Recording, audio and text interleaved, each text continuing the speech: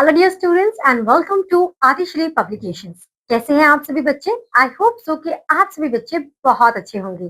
तो बच्चों, आज हम पढ़ने वाले हैं चैप्टर नंबर 4 जिसका नाम है फ्रैक्शंस। तो आज हम फ्रैक्शंस पढ़ने वाले हैं। जैसा कि हम छोटी क्लासेस में फ्रैक्शंस के बारे में थोड़ा बहुत ऑलरेडी समझ के आ चुके हैं कि फ्रैक्शन का मतलब क्या होता है कि जब हमारे पास कोई होल चीज है यानी कि कंप्लीट चीज है और हम उसके पार्ट के बारे में डिस्कस कर रहे हैं, then we use a terminology in mathematics that is refer as fractions. उसके साथ साथ हम ये भी समझेंगे, जैसे कि हमें थोड़ा सा है ये हिंट कि जो हमारा ऊपर नंबर होगा यानी कि जो हमारे पार्ट्स ऑफ फ्रैक्शंस होते हैं वो डिनोमिनेटर होते हैं, न्यूमरेटर होते हैं और हमारा फ्रैक्शन बार आता है। तो अब बात यहाँ पर ये आती है कि आज हमें इस चैप्टर में नया पढ़ना क्या है। तो चलिए देखते हैं बच्चों और शुरू करते हैं। This is Divya's time table for each day. Here each circle represent 1 hour. ठीक है, तो टोटल उसका अगर टाइम पीरियड हमारा देखा जाए तो she plays 1/8 of a day, तो 1/8 और ये 24 उसके वो है आवर्स। सो 1/8 का मतलब क्या होगा कि अगर आपको 1/8 फाइंड आउट करना चाहते हैं 24 का, तो 24 को 8 से डिवाइड करेंगे, आपका आंसर आएगा 3। सो 3 सर्कल्स आर कलर्ड रेड, इसलिए for playing. She study for 1/4। सो आप अब क्या करेंगे कि 1/4 फाइंड आउट करेंगे ऑफ 24 और फिर उसे ब्लू कलर कर देंगे। तो ये कितना आएगा आपका? ये आएगा आपका 6। जब आप 1/4 फाइंड आउट करेंगे, 24 को 4 से डिवाइड करेंगे तो 6 आएगा। तो अब हम 6 सर्कल्स को क्या कर देंगे? ब्लू कलर कर देंगे।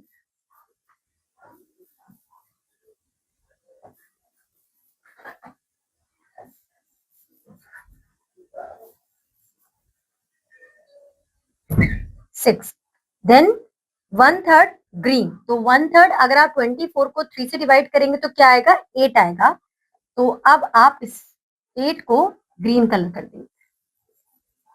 इस तरीके से आप कलरिंग कंप्लीट करेंगे till 8 circles.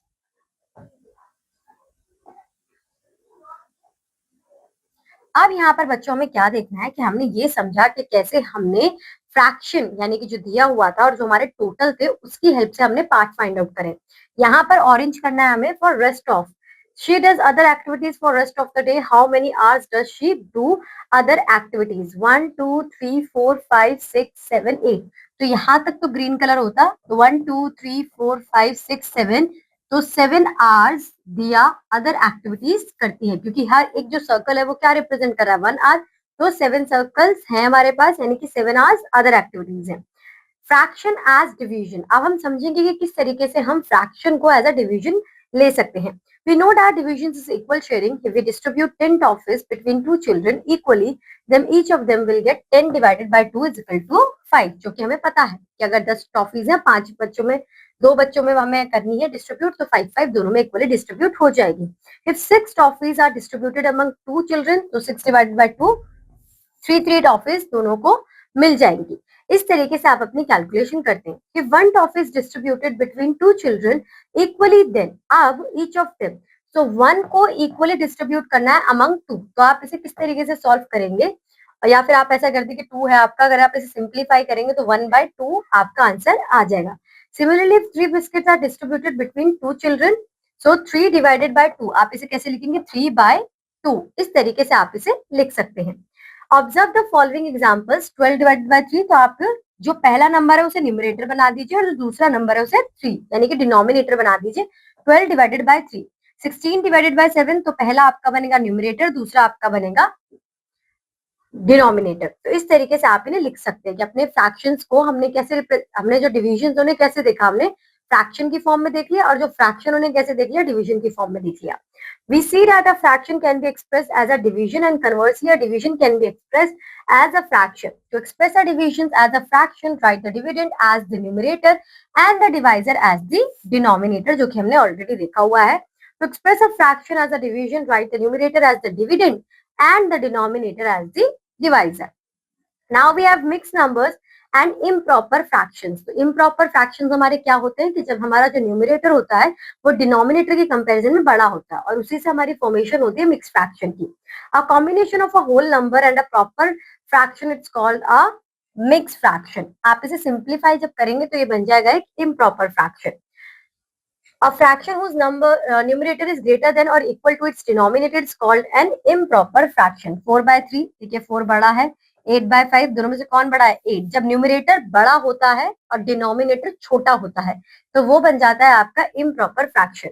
To express improper fraction as a mix fraction, हम एक इम्प्रॉपर फ्रैक्शन को मिक्स फ्रैक्शन की तरह कैसे शो कर सकते हैं? तो यहाँ पर है आपके पास example number 1, express 11/3 improper fraction as a mix fraction. तो आप 11 को 3 से डिवाइड करेंगे, यहाँ पे 9 लेंगे, 3 टाइम्स पर माइनस करेंगे, 2 आएगा। अब आपका क्या तरीका होगा यहाँ पर कि जो आपका यहाँ पर डिनोमिनेटर था वही सेम यहाँ पर डिनोमिनेटर रहेगा, क्वोशिएंट आपका होल नंबर बन जाएगा और जो आपका रिमाइंडर बचा है वो आपका न्यूमरेटर बन जाएगा। इस तरीके से आप एक इम्प्रॉपर फ्रैक्शन को मिक्स फ्रैक्शन कन्वर्ट कर सकते हैं। तो express mix numbers as a improper fraction. अब मिक्स को अगर दोबारा से इम्प्रॉपर करना हो तो क्या करेंगे? यहाँ पर हम एग्जाम्पल देखते हैं, डिनोमिनेटर को होल नंबर से मल्टीप्लाई करेंगे और जो आंसर आएगा उसे न्यूमरेटर के साथ प्लस कर देंगे। 2 मल्टीप्लाई बाय 7 14 एंड 14 प्लस 5 19, तो आंसर आ जाएगा 19/7। इस तरीके से आप इसे सॉल्व कर सकते हैं। अब बच्चों हमारे पास है हमारी exercise 4A, write each of the following as a fraction. तो ये आप लिख सकते हैं 20/6, यहाँ पर आप लिख सकते हैं 86 डिवाइडेड बाय 14 और यहाँ पर आप लिख सकते हैं 14 डिवाइडेड बाय 5।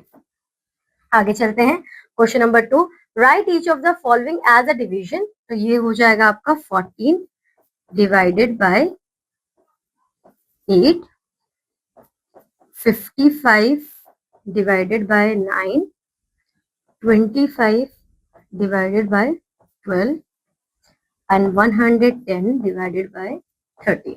इस तरीके से आपने लिख देंगे। आगे चलते हैं क्वेश्चन नंबर 3 की तरफ, convert each of the following into an improper fraction. 5 7 35, 35 plus 3 upon 7, तो आंसर आएगा 38/7। 6 5 30, 30 प्लस 4 34, तो आपका आंसर आ जाएगा 34/5। 5 2 10, 10 प्लस 3, तो ये हो जाएगा 13/5। 4 6 24, 24 प्लस 5, तो आपका आंसर हो जाएगा 29/6। इस तरीके से आप इन्हें रिप्रेजेंट कर सकते हैं। आगे चलते हैं बच्चों, question number 4, convert each of the following into a mix fraction. अब आपको इन्हें मिक्स फ्रैक्शन में कन्वर्ट करना है। तो इसके लिए आप क्या करेंगे कि 21 को आप 8 से डिवाइड करेंगे, यहाँ पर आप लेंगे 16, तो आपका रिमाइंडर होगा 5, ये आपने लिया 4 पर, तो ये आपका 80 रहेगा। रिमाइंडर आपका क्या बन जाएगा? न्यूमरेटर बन जाएगा और क्वोशिएंट आपका होल पार्ट बन जाएगा।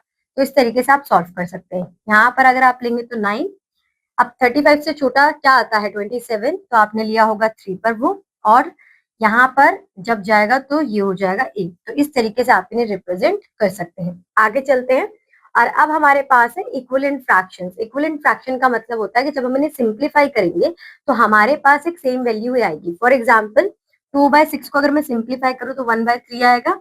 3/9 को अगर मैं सिंप्लीफाई करूँ तो मेरे पास 1/3 आएगा। 4/2 को अगर मैं सिंप्लीफाई करूँ तो मेरे पास 1/3 आएगा। तो ये सब क्या है? ये सब इक्वल है एक दूसरे के, तो ये होते हैं हमारे इक्विवेलेंट फ्रैक्शन। आगे चलते हैं, अब आपको बनाना है किसी फ्रैक्शन को इक्विवेलेंट फ्रैक्शन, तो फ्रैक्शन आपका 1/3, तो आप क्या करेंगे ना, डिफरेंट डिफरेंट नंबर से मल्टीप्लाई कर लेंगे। लेकिन इस बात का ध्यान रखेंगे कि जब आप मल्टीप्लाई करें तो न्यूमरेटर और डिनोमिनेटर दोनों को मल्टीप्लाई करेंगे। सो यहाँ पर अगर आप मल्टीप्लाई करते हैं 2 से ऊपर नीचे तो ये हो जाएगा 2/6, 3 से करते हैं ऊपर नीचे तो हो जाएगा 3/9 और 4 से करते हैं तो ये हो जाएगा 4/12। इस तरीके से आप इक्विवेलेंट फ्रैक्शंस लिख सकते हैं। When we multiply the numerator and the denominator of a fraction by the same non-zero number, we get its equivalent fraction. Again, observe the following equivalent fractions: 2/7, 4/14, 6/21. तो यहाँ पर अगर हम इन्हें सिंप्लीफाई करेंगे तो हमें क्या मिलेगा? 2/7, 2/7। तो इससे तो पता चल रहा है कि ये हमारे क्या है? ये हमारे इक्विवेलेंट फ्रैक्शन है।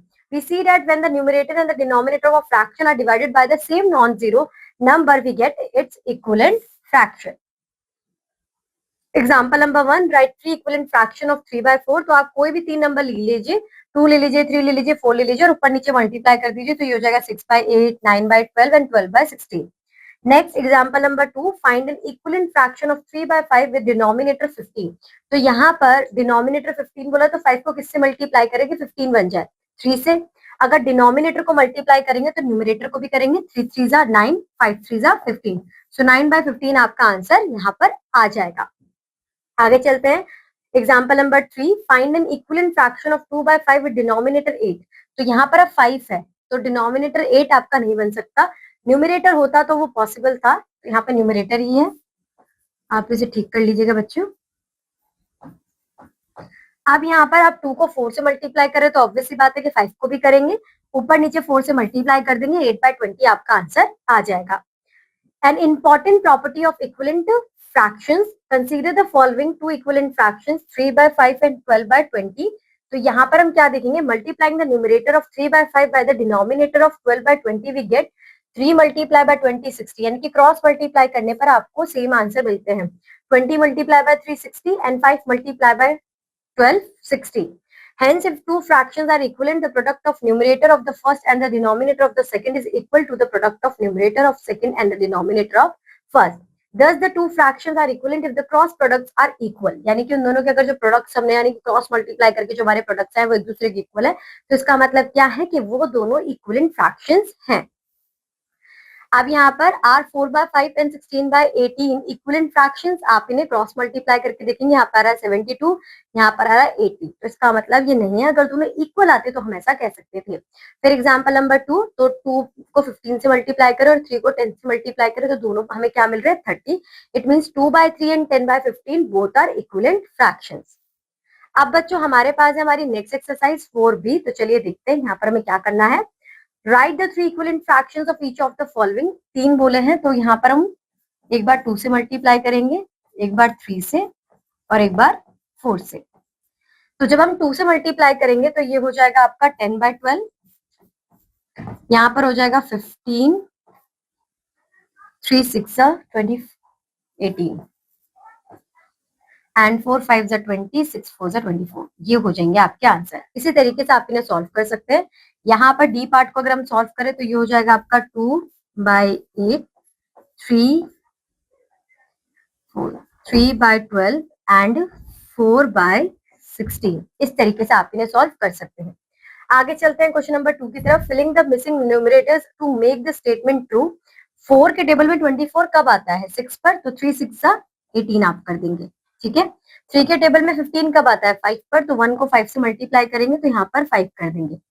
7 के टेबल में 35 आता है 5 पर, तो 4 5 20 कर देंगे। इस तरीके से आप इन्हें सॉल्व कर देंगे। आगे चलते हैं बच्चों क्वेश्चन नंबर 3 की तरफ। Find N equivalent fraction of 3/4 with denominator 24। तो यहाँ पर आप 6 से ऊपर नीचे मल्टीप्लाई कर देंगे, ये आ जाएगा आपका आंसर 18/24। न्यूमरेटर 15, तो 3/4 को ऊपर नीचे 5 से मल्टीप्लाई कर देंगे, ये आ जाएगा 15/20। इस तरीके से आप बाकी के दो पार्ट्स भी कर सकते हैं। आगे चलते हैं question number 4। Filling the missing denominators to make the statement true. 5 के टेबल में 15 आता है 3 पर, तो 7 के टेबल में 7 3 21, यहाँ पर 6 4 24, तो 7 4 28, 2 3 6, तो 7 3 21। इस तरीके से आप इन्हें सॉल्व कर लेंगे। आगे चलते हैं fractions in lowest term. Fractions in lowest term का मतलब क्या होता है कि आप न्यूमरेटर और डिनोमिनेटर को एक ऐसी स्टेज तक लेके आ जाए कि दोनों सेम टेबल में ना आते हो, इसे कहते हैं सिंपलेस्ट फॉर्म और इसे कहते हैं लोवेस्ट फॉर्म। तो यहाँ पर अगर आप ध्यान से देखेंगे एग्जाम्पल के साथ ही समझते हैं। Example number 1, express each of the following fraction to its lowest term. तो 12 और 18 सेम किस टेबल में आता है 2 के टेबल में, तो आप यहाँ पे क्या करेंगे 2 से, या फिर आप यहाँ पे कॉमन फैक्टर निकालिए वो कीजिए, ठीक है। तो यहाँ पर 2 और 3 6 आएगा, 6 से दोनों को डिवाइड कर दीजिए 2/3, 2 और 3 सेम टेबल में नहीं आते, तो ये क्या बन गए, ये बन गए आपके lowest fractions. Example number 2, reduce 60/72 to its lowest terms. तो यहाँ पर अगर आप 2 से डिवाइड करेंगे ऊपर नीचे, आपको बस ये देखना है कि न्यूमरेटर डिनोमिनेटर जो दिए हुए हैं उनके लिए कोई कॉमन टेबल ले लीजिए। तो पहला आपने लिया 2, तो यहाँ पे 30/36, क्या दोनों सेम टेबल में नहीं आते, आते हैं 6 के टेबल में आते हैं, तो आप यहाँ पे डायरेक्ट 6 से भी डिवाइड करेंगे तो 6 5 30 एंड 6 6 36। 5/6 सेम टेबल में नहीं आते, तो इसका मतलब क्या है कि ये बन गया आपके लोवेस्ट फ्रैक्शन। अब बच्चों आपके पास है आपकी exercise 4C, state whether the fraction is in its lowest term और नॉट। हाँ ये है, ये नहीं है, यहाँ पर ये है, तो इस तरीके से जो सेम टेबल में आते हैं वो नहीं होंगे, ठीक है, और जो नहीं आते वो आपके लोएस्ट टर्म में होंगे। Question number 2, encircle the fraction which is in its lowest terms. 3/5, 4/5। ठीक है, इस तरीके से आप बाकी दो में ही बता देंगे। Question number 3, reduce each of the following fractions to its lowest form. तो 10 और 20 है तो 0 से 0 आप काट दीजिए, 1/2 ये आपका बन गया लोएस्ट फॉर्म। यहाँ पर 30, 42 है तो 6 के टेबल में दोनों आते हैं, 6 5 एंड 6 7 तो 5/7 ये हो गया। यहाँ पर आप कर सकते हैं 6 के टेबल से ही, यहाँ पर आएगा 36, 6 6 और यहाँ पे 9, और फर्दर आप इसे, क्योंकि ये लोएस्ट फॉर्म में नहीं है, 3 के टेबल से करेंगे तब होगा 2/3। तो इस तरीके से आप इन्हें सॉल्व कर सकते हैं। आगे चलते हैं, अब हम बात करेंगे कंपैरिजन ऑफ फ्रैक्शंस की। क्या आपके पास दो फ्रैक्शंस दिए हुए हैं और आपको बताना है कि कौन बड़ा है कौन छोटा है। ठीक है, तो इसे कैसे करेंगे, अगर आपके पास डिनोमिनेटर सेम है फिर तो ये आपके लिए बहुत ईजी है, बस न्यूमरेटर को देखिए और अपना आंसर दे दीजिए। जैसे कि 4/9 और 7/9 में से किसका न्यूमरेटर बड़ा है, ऑब्वियसली 7 का, तो 7/9 आपका बड़ा होगा। बट इन सपोज केस के आपके डिनोमिनेटर सेम नहीं है, तब ये आप नहीं कर सकते। तब आपको क्या करना पड़ेगा, आपको 5 और 7, तो first strip is divided into 5 equal parts and the second is divided into 7 equal parts. In first strip out of 5 equal parts 3 parts are shaded and in second, so thus 3/5 is greater as compared to 3/7, right? और 3/7 यहाँ एक ही बात है, hence between two fractions having the same numerator, the fraction with the smaller denominator is greater than the other। यहाँ पर आप simply क्या करेंगे कि जिसका अगर सेम न्यूमरेटर है तो, ठीक है, तो जिसका डिनोमिनेटर जो है वो बड़ा होगा, ठीक, वो क्या होगा, छोटा होगा। ठीक है, तो न्यूमरेटर किसका, डिनोमिनेटर किसका बड़ा है, 3/7 का, तो ये क्या है, ये इसके छोटा है और 3/5 बड़ा होगा। नाउ एग्जांपल नंबर 1, यहाँ पर न्यूमरेटर सेम है 9 और 11, तो कौन बड़ा होगा, ऑब्वियसली आपका 11। तो यहाँ पर आप बता देंगे कि 4/9 is greater than as compare to 4/11। यहाँ पर देखेंगे तो 11/14 जो है वो छोटा होगा as compare to 11/13। Comparison of the fractions unlike numerator and unlike denominator. अब यहाँ पर एक ऐसा केस आपको बताया जाएगा जहाँ पर डिनोमिनेटर भी अलग है और न्यूमरेटर भी अलग है, तो उसे कैसे सॉल्व करना उसे देखते हैं। Compare 1/5 and 3/4। तो सबसे पहले आप 5 एंड 4 का एलसीएम लेंगे जो कि आपका आएगा 20। ठीक है, फिर आप इन दोनों के डिनोमिनेटर को 20 बनाएंगे जो कि आप ऑलरेडी सीख चुके हैं।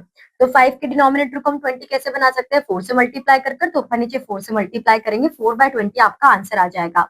3/4 को डिनोमिनेटर 20 बनाने के लिए 5 से ऊपर नीचे मल्टीप्लाई करेंगे तो 15/20 आ जाएगा।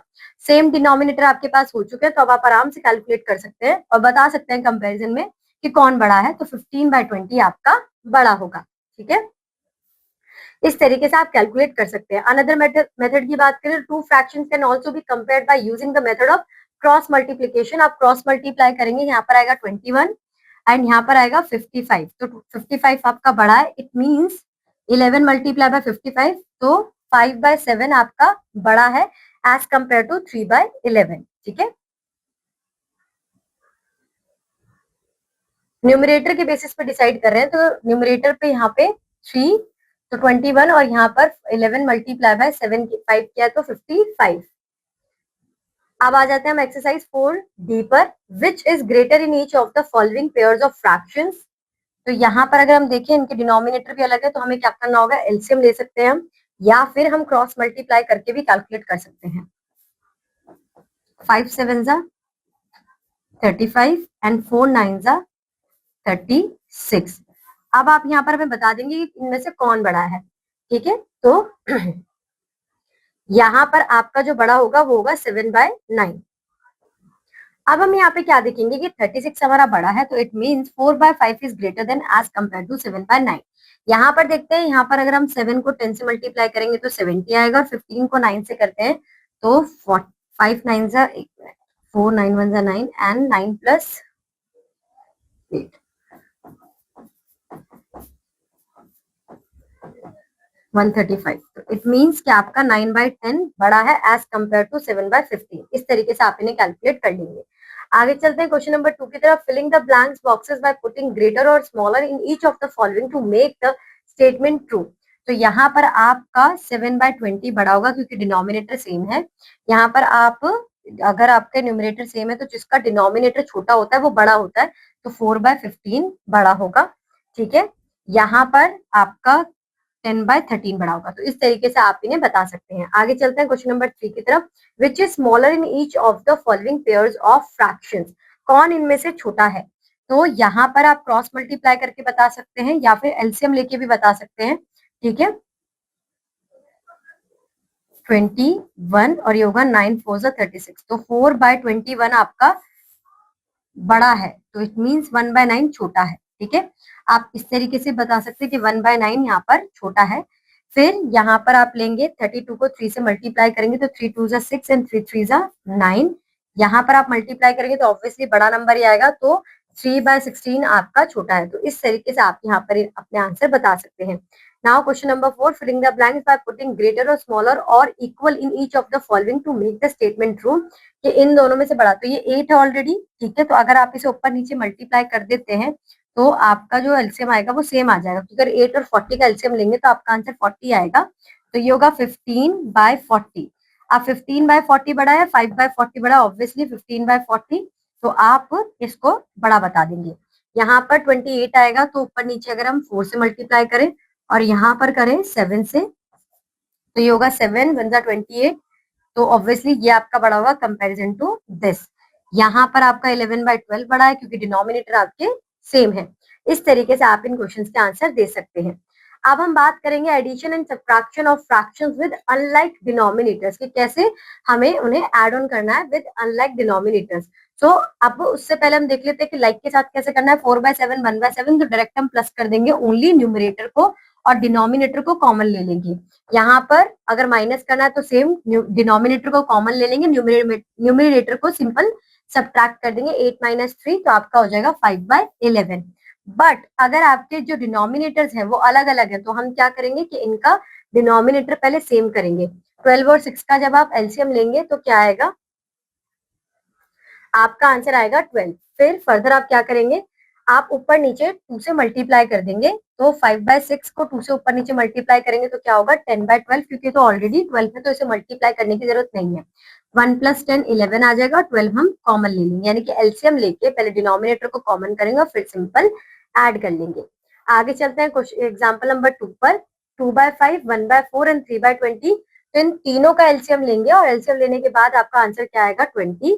तो अब सबका डिनोमिनेटर 20 बनाना है। तो यहाँ पर 3/20 का तो ऑलरेडी है, बस 2/5 और 1/4 के लिए तो ऊपर नीचे 4 से मल्टीप्लाई और यहाँ पर 5 से।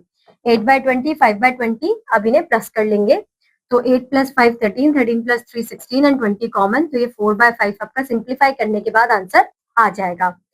आगे चलते हैं कि जब हमारे को सब्ट्रैक्ट करना हो मिक्स फ्रैक्शंस के साथ, तो पहले मिक्स फ्रैक्शंस को हम कन्वर्ट करेंगे इम्प्रॉपर फ्रैक्शन में। 3 2 6 एंड 6 + 2 8/3, 7 2 14 एंड 14 + 7, 14 + 7 करेंगे, सो 621। 14 + 7, अच्छा 14 + 6 करेंगे तो 20/7। अब यहाँ पर 7 और 3 है तो इनका हम क्या लेंगे, एलसीएम लेंगे, तो आपका आएगा 21। तो ऊपर नीचे 3 से मल्टीप्लाई और यहाँ पर ऊपर नीचे 7 से मल्टीप्लाई करेंगे। 60/21 माइनस 56/21 आ जाएगा। 60 में से 56 के 4/21 आपका आंसर आ जाएगा। आगे चलते हैं। अब आपके पास है एक्सरसाइज 4E, एड 1/8 + 3/4। तो यहाँ पर आप क्या करेंगे कि इनके पहले तो एलसीएम लेंगे जो कि आपका 8 आएगा, तो यहाँ पर ही आपको 2 से ऊपर नीचे मल्टीप्लाई करना है। 1/8 + 6/8, आंसर आ जाएगा 7/8। इस तरीके से आप सॉल्व कर लेंगे। यहाँ पर आप करेंगे तो यहाँ पे भी 10 आएगा, तो ये तो आपका ऑलरेडी है। यहाँ पर 2 से मल्टीप्लाई करेंगे, ये 10 आ गया, तो 5/10 आ जाएगा आंसर, और फर्दर सिंप्लीफाई करेंगे तो 1/2। एक क्वेश्चन ये वाला कर लेते हैं जहां पर हमारे पास इस तरीके के नंबर है 3। तो जब आप इनका एलसीएम लेके देखते हैं, वैसे तो 36 ही आएगा, पर देख लेते हैं।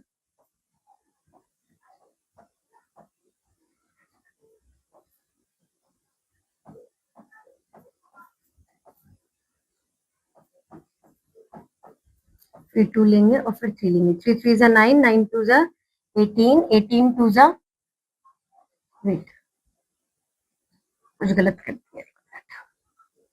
3 4 1 2 1 4, यहाँ पर 4 आएगा ना, 6 नहीं आएगा। 3 से कर रहे हैं तो 4 आएगा यहाँ पे, उसके बाद 2 से करेंगे तो यहाँ 2 और यहाँ 2, 2 2 और फिर एक ही 2 से हो जाएगा, तो ये आ जाएगा 36। 12 के टेबल में 36 आता है 3 पर, तो 1 मल्टीप्लाई बाय 3 3, ये ऑलरेडी 36 है तो ये एज इट इज 5, और 9 के टेबल में 36 आता है 4 पर, तो 4 4 16।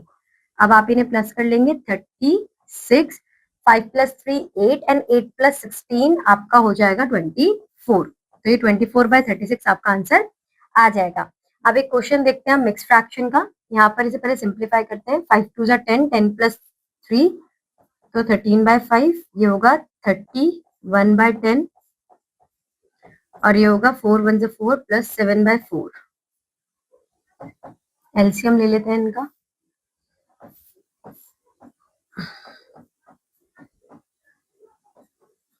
1 2 4 1 1 2, 5 2 10, 10 2 20, तो 13 4 होता है 52, क्योंकि 5 4 20, यहाँ पर भी 2 से मल्टीप्लाई करेंगे तो आएगा 62, यहाँ पर 5 से करेंगे तो आएगा 35। अब इन्हें प्लस कर लेंगे, 50 प्लस 60 110, 110 प्लस 30 आपका होगा 140, 149/20 आपका आंसर आ जाएगा। तो इस तरीके से आप इन क्वेश्चंस को आराम से सॉल्व कर सकते हैं। हर एक टाइप का क्वेश्चन मैंने आपको करा दिया है। 2 अगर फ्रैक्शन है उसका, 3 है तो उसका, अगर मिक्स्ड है तो उसका, सबका हो चुका है। अब हम करेंगे सब्ट्रैक्ट। तो यहाँ पर जब आप एलसीएम लेंगे तो आएगा आपका आंसर 12, तो यहाँ पर ऊपर नीचे मल्टीप्लाई करेंगे तो ये हो जाएगा 10, तो 1/12 आपका आंसर आ जाएगा। ठीक है, यहाँ पर जब आप एलसीएम लेंगे तो आंसर आएगा 15, यहाँ पर 3 से मल्टीप्लाई करेंगे तो 12 आएगा, -7 करेंगे तो आ जाएगा आपका आंसर 5/15। यहाँ पर एलसीएम लेंगे तो आएगा 35, 7 के टेबल में 35 आता है 5 पर, तो 6 5 30, एंड यहाँ पर करेंगे तो 7 पर, तो 7 2 14, 30 में से 14 गए तो आपका आंसर आएगा 16/35। इस तरीके से आप इन्हें क्वेश्चंस को सॉल्व कर लेंगे। एक क्वेश्चन और देखते हैं मिक्स फ्रैक्शन वाला। 9 3 27, 27 प्लस 2 29/9, -6 2 12, 12 प्लस 1 13/6। 6 और 9 का एलसीएम ले लेते हैं। 2 3 फिर 3 and then 2, 3 3 9, 9 2 18।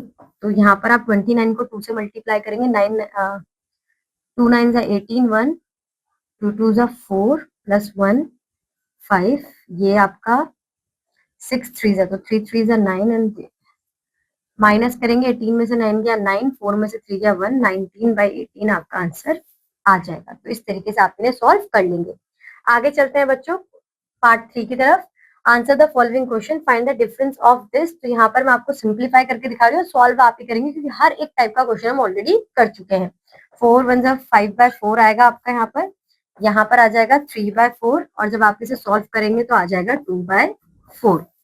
Next subtract this, तो 5 3 15, 15 प्लस 4, ये हो जाएगा 19/5 -8। 8 के नीचे कुछ नहीं तो 1 कंसीडर करेंगे।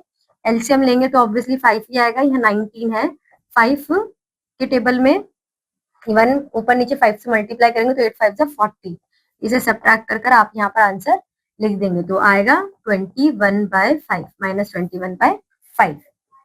ओ सॉरी, माइनस में नहीं आएगा, प्लस में आएगा क्योंकि फ्रॉम बोला है ना, तो ये हो जाएगा आपका 40 - 19/5, तो आंसर आएगा 21/5। ठीक है, आगे चलते हैं। If 2 and 1/3 is taken away from 5, what would be left? तो पहले से सॉल्व करते हैं। 3 2 6, 6 + 1 7/3। 5 में से अगर 7/3 माइनस हो जाए तो 3 5 15 - 7/3, तो ये आपका आंसर आएगा 3 8/3 आपका आंसर यहाँ पर आ जाएगा। ठीक है, आगे हम देखते हैं बच्चों तो बच्चों आज के लिए बस इतना ही। अभी तक हमने जितना कुछ भी समझा है आप उनको अच्छी तरीके से गो थ्रू करेंगे और जो क्वेश्चंस मैंने नहीं किए आप उन्हें सॉल्व करेंगे। नेक्स्ट क्लास में हम अपनी क्लास स्टार्ट करेंगे with this concept multiplying a fraction and a whole number. तो बच्चों तब तक के लिए आपको अच्छी तरीके से रिवीजन करना है, हर एक कॉन्सेप्ट को समझना है और अपने दिन को एंजॉय करना है। बाय बाय बच्चों।